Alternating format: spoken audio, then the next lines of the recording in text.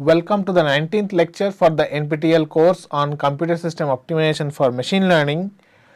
Today we will give you a brief recap on whatever we discussed in the last lecture, and then we will continue on DNN pruning. After that we will start on parallelism in DNN training. In the last lecture we discussed on like scaling based pruning, where we discussed that we can attach one scale value to each of the channel of the convolutional layer. Those scale values are parameterized like trainable parameter. After training, whichever scale value has less absolute weight, we can prune those particular channels. So that's the scaling based pruning.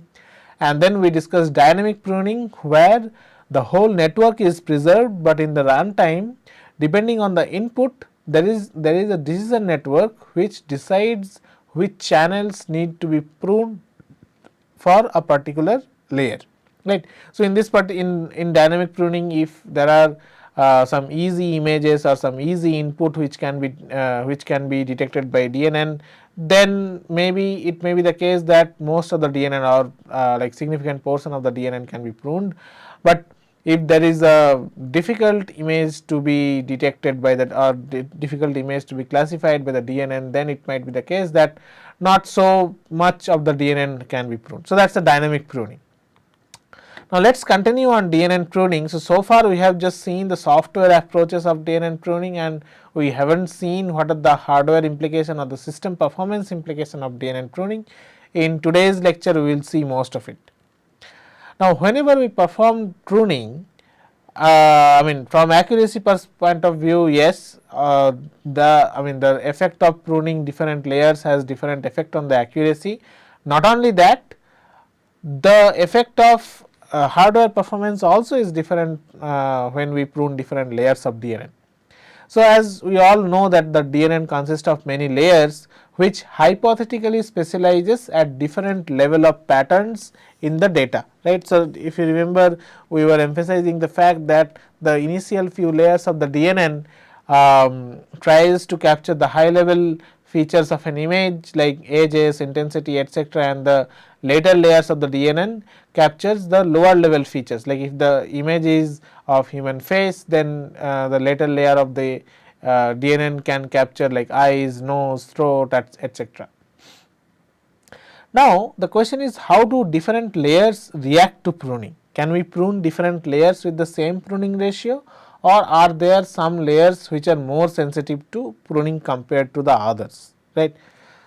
We will see that, but again, of course, the higher pruning rate, the higher is the pruning rate, the more is the accuracy loss, which we have seen already. So in this particular case, we are seeing that the 0th or the first layer of VGG, which is trained on C/10, has been pruned. So you can see that till 40% probably there is no accuracy loss, but the accuracy loss increases drastically after 40%. Now this particular figure is showing the accuracy loss when we prune different layers of the VGG at different pruning ratio. So typically layers which are deeper in the network can be pruned more, so without much loss in accuracy compared to the initial layer. So for an example, if you see L5, this purple one, we can prune more, right, because we can see that the loss in accuracy is minimal with respect to no prune case. So similarly, if you see L4, this is the L4, we can prune more. Of course L1 also can be pruned more, but we can think it as outlier, but usually layers which are situated deeper in the network can be pruned more without much loss in accuracy compared to the initial layers, which is seen, which is an like empirical observation. Probably it does not have much theoretical justification. Now yes, different layers act differently to pruning in terms of loss in accuracy, but the question is, should we choose only the layers with lower loss in accuracy during the pruning? The answer is no, because all the layers does not have the same execution time. Some layers have higher execution time, some layers have lower execution time, right. Now if some layer has lower execution time, and if we end up pruning a lot, but then if we are not pruning any layer with higher execution time, then maybe there is not much benefit in pruning, right.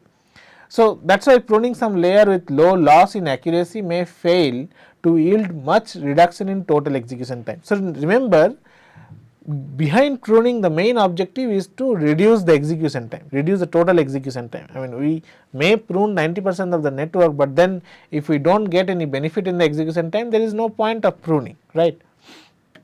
And that is why we need to strike a balance between execution time saved and the loss in accuracy incurred. So this particular figure is showing the layer wise execution time of VGG. You can see that some layer has very low execution time and some layer has very high execution time, right. Now if we just target to prune these layers which has lower execution time, and if we just leave the layers which has higher execution time from pruning, then we might not see the overall benefit in execution time while we prune the network, right. So that means even if some layer is less prone to change the accuracy, we should not be happy by pruning only those layers aggressively, right. So furthermore, let us see how do execution time change with pruning. Now as we prune a layer, we are reducing the number of parameters, right, and the general conception is this should result in a gradual decrease in execution time. But is the decrease in execution time linear? It does not happen to be so. It is observed that even for uniformly increasing pruning ratio, the execution time does not increase linearly but in staircase pattern, right. So for an example, this particular figure is showing the execution time for different network, the execution time of different layer with respect to different pruning ratio. This experiment was performed on ResNet 50 with ResNet 50 on AMD server with 64 cores, right. So you can see that the execution time reduces linearly when we are pruning the 15th convolutional layer of ResNet 50, right. Now we can also see that the fourth convolutional, when we prune fourth convolutional layer of ResNet 15, then also the execution time is reducing linearly. But then for first convolutional layer and 10th convolutional layer, the execution time is not reducing linearly, but the execution time is reducing in a staircase pattern. I mean, that pattern is also there in the fourth convolutional layer. So you can see this is the staircase, pattern we can see. Okay, the most important takeaway from this figure is the execution time does not reduce linearly for different layer with different pruning ratio. Rather, it captures or it shows a staircase, pattern, right. Now that also means we need to carefully choose the pruning ratio, right. So it is observed that nonlinear decrease in execution time as the layers are pruned. Now this exact trend may differ from platform to platform execution. In the previous slide, whatever figure I was showing, this particular experiment is done on AMD server with 64 cores, right. But if we change the platform, we may see a completely different pattern. Now if we have the staircase pattern, in the case of staircase pattern in decreasing of execution time, we want the model to take benefit of the sharp decrease in execution time. Now to get the benefits from the pruning, we need to prune at or nearby the drop point. So for an example, let us say, again remember the x axis was the pruning ratio and the y axis is the execution time, right. So the y axis is the execution time. So as you can see, from A to B, the pruning ratio increases, but the execution time does not change much, right. So we should not prune at B, we should always prune at A, right. Now if we are really thinking of pruning at B, or if we are really thinking pruning with the pruning ratio which is denoted by this B, we should actually prune with this pruning ratio C, correct, because with little more pruning ratio we have a drastic decrease in execution time, correct. So that is why we have to carefully choose this pruning ratio, which can be dependent on the hardware platform itself. Okay. Now there can be different reasons why we have this staircase pattern, but usually this staircase pattern is dependent on the cache size of the hardware. So, you can think that it can, I mean, whenever we are pruning the network between the point A and the point B, probably the network is fitting into a cache block, but whenever we are pruning beyond point B or whenever we are at point C, one whole cache block probably is not required, right. So, that is why we have this kind of staircase pattern. Now, yeah, I mean, from this point you can think that the pruning models at pruning the model at A or C as is desirable, whereas prune model between a point A and point B is not desirable, right. Now, furthermore, yes, execution time is one of the metric, but then how can we more introduce platform awareness in pruning? So, it is seen that flops, the floating point operations, need to be reduced comparatively more to gain similar benefit in execution time. So, I mean, whenever we are performing the pruning, we might not have the luxury that we prune something in the network and do the execution time and see what is the execution time. If it is not as per our expectation, we prune more, we might not have to do this exercise. So, many a time this floating point operation is the indicator that how much we have pruned, right.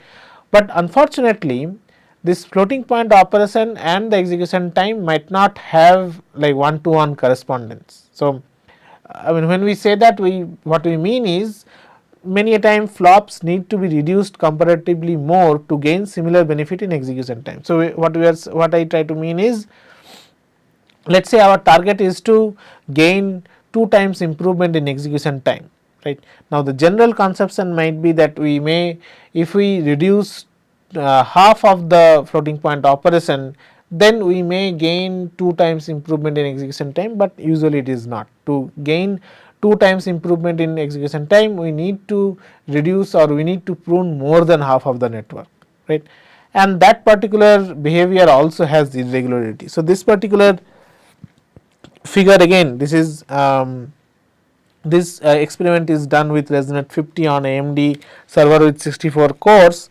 The y axis is showing the delta t, which is the normalized speed up, and x axis is showing the delta f, which represents the normalized reduction in flops, right.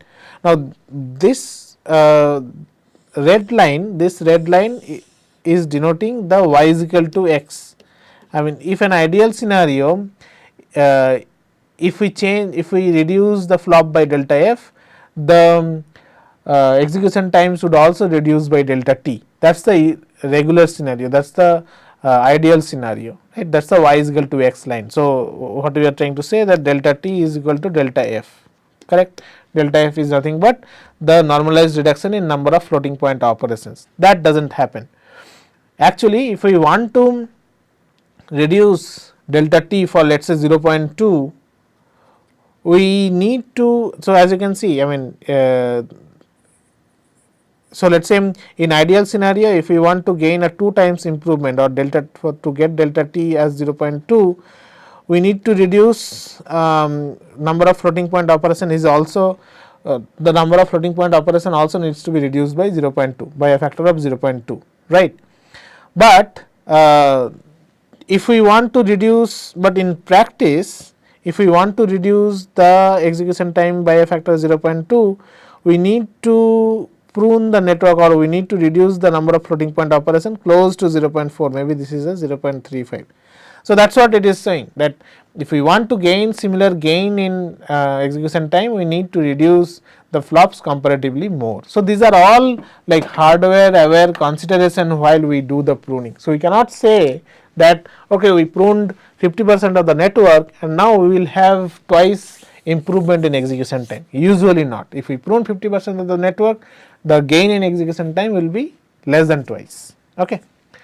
Now, with that, we are done with DNN pruning. Hopefully, now you are relieved, because we are discussing DNN pruning for probably more than 2 lectures now. Now, let us discuss about parallelism in DNN training, and this is the first time we will be discussing about DNN training. Now, when we say about parallelism in DNN training or distributed training, there are 4 types of parallelism.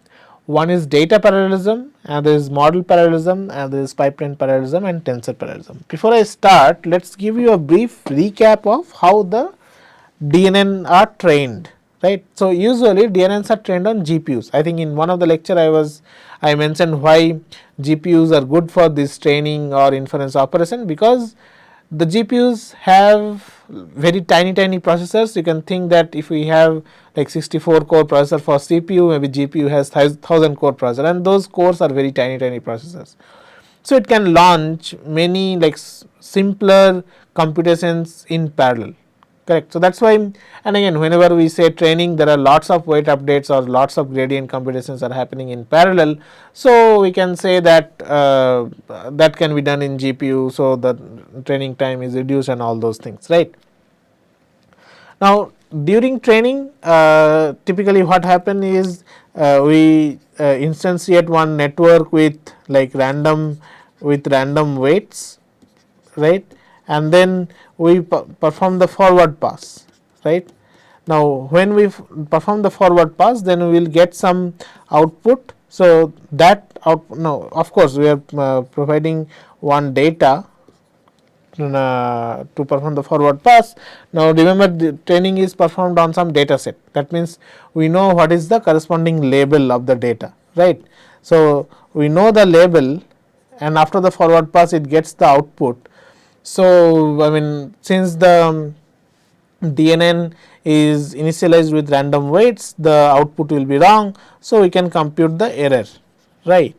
Now, with this error we perform the backward pass to update the weight of the DNN, right. Now, there are I mean, typically there is no like single forward pass or backward pass. This process is iterative, right, and whenever we say iterative, it is iterative on the multiple data, correct. So, it may happen that there are something called epochs.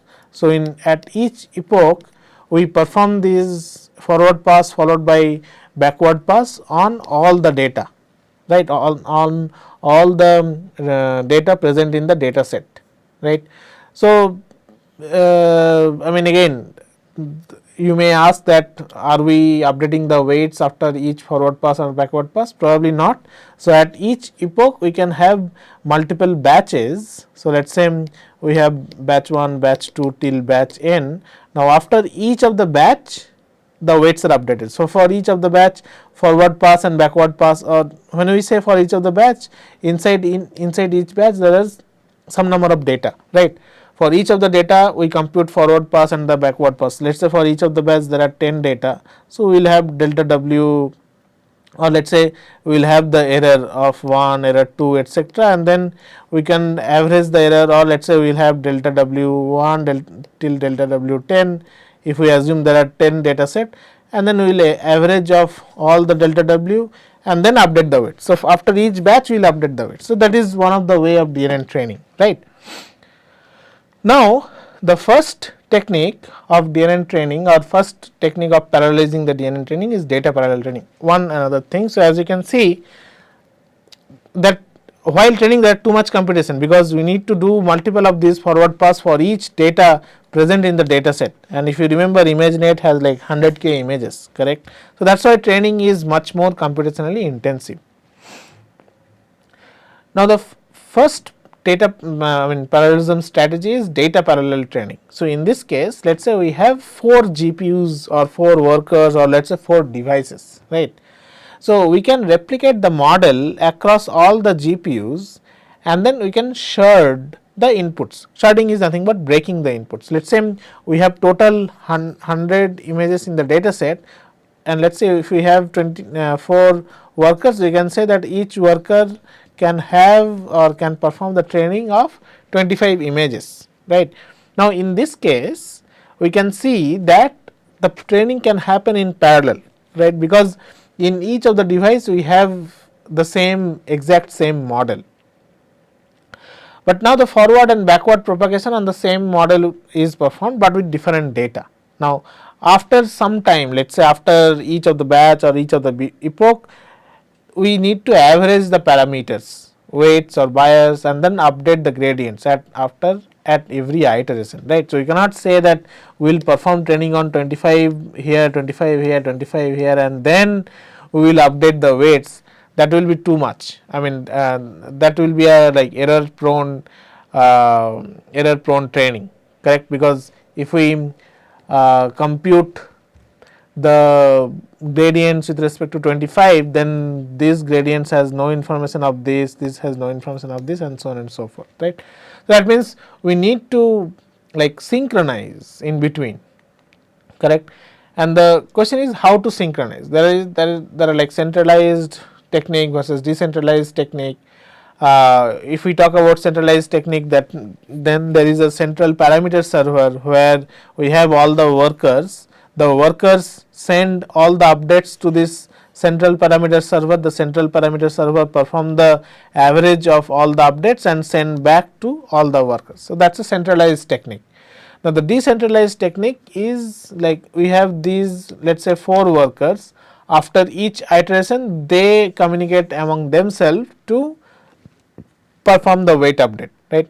That is one, these are the technique to synchronize, and then the question is when to synchronize, like after every batch or after a few batch and all those things. And most importantly, the major question is how to reduce the overhead of synchronization. I mean, the DNN training is computationally intensive.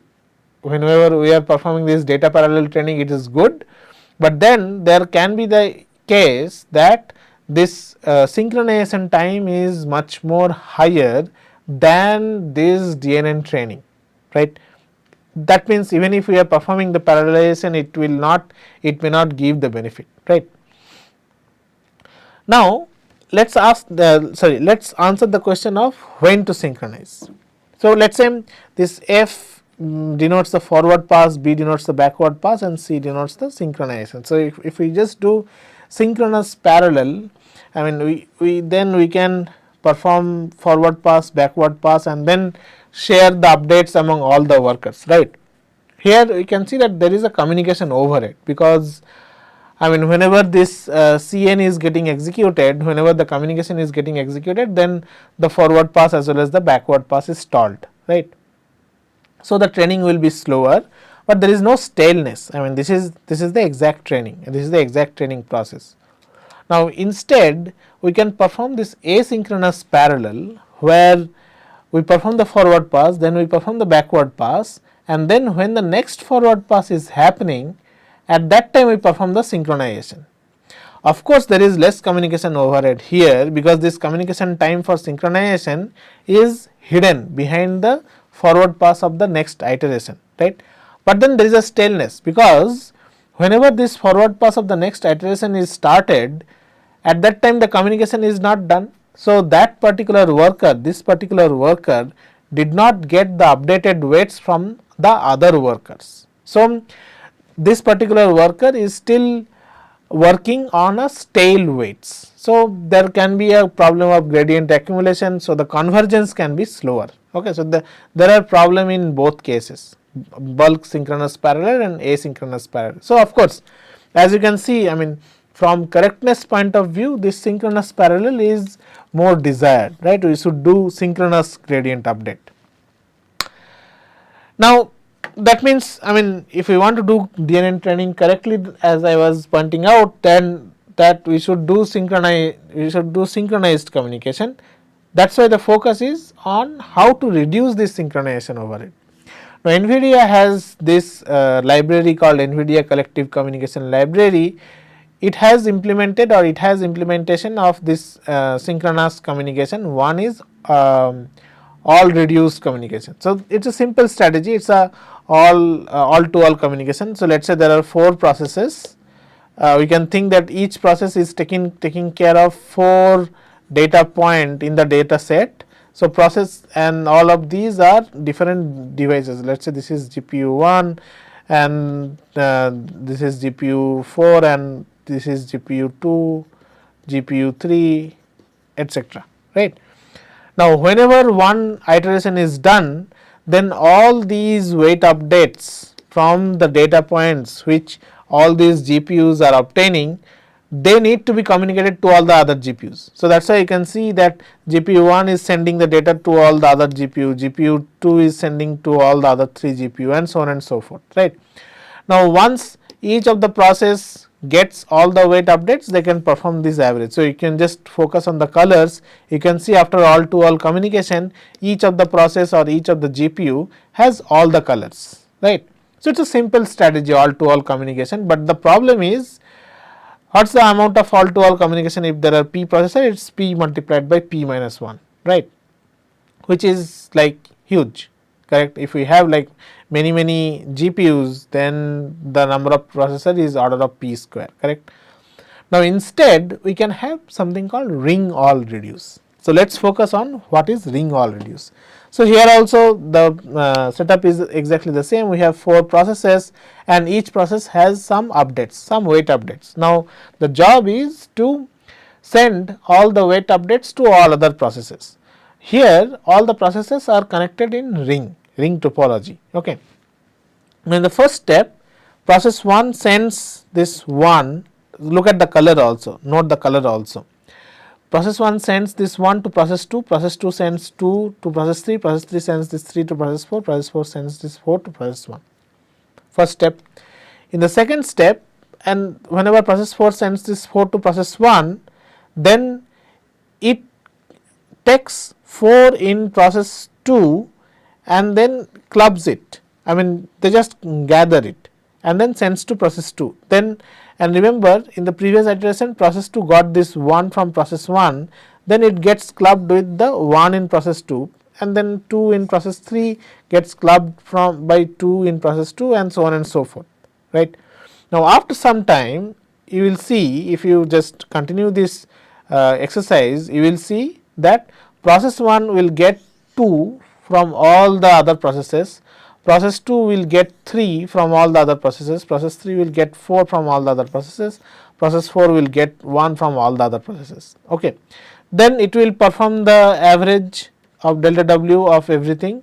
Now, the job is to again send this back. So, remember, if you go to the previous slide, all the processes needs to have all the weight updates from all the other processes. So, it needs to have all the other colors. So, in ring all reduce, in the first, after the first iteration, all the processes will get one particular color, they can perform the average and then they will send it to every other process with the same technique, right. So, now let us compare between these two strategy. In all reduce, where there was like all to all communication, the number of communication was p multiplied by p minus 1. In ring all reduce, each process sends an array, the size of which is n over p minus 1 time. So, remember the array size. So, at each process should have exactly 4 arrays, right. So, that means we can only divide into 4 ways or p ways. I mean, sorry, in the example we have 4 processes, so that is why 4 ways. If there are p processes, then we have to divide the array into p ways, right. Now, next, each process again sends an array of the same size p minus 1 time, because remember, in the first iteration every process gets one particular color and then in the next iteration it needs to get all the colors. So, there are 2 times communication, in each of the time they send the array of the same size p minus 1 time. The total amount of data process sends data each process sends throughout the algorithm is 2n p minus 1 over p, right. So, n over p minus 1 time, that is the amount of data sent in one iteration, and then the total amount of data sent is 2n over p multiplied by p minus 1, which is practically independent of p. You can say this is nothing but 2n times, correct. So, now in this ring all reduced type communication, the total number of communication is actually independent of p, which is good, right. Now, the total number of communication is not dependent on the number of GPUs. So, we can actually employ many GPUs, but the problem is now the communication is independent of number of workers, yes, but what limits the scalability of data parallel training? This n. If we have lot of data to be trained on, then that limits the scalability of data parallel training, which is definitely the case of the newer data set, where we here the newer data set has easily like millions and even billions of data, right. So that's the advantage of and disadvantage of all reduced communication. That's the end of today's lecture. Thank you for your patience and concentration. Thank you very much.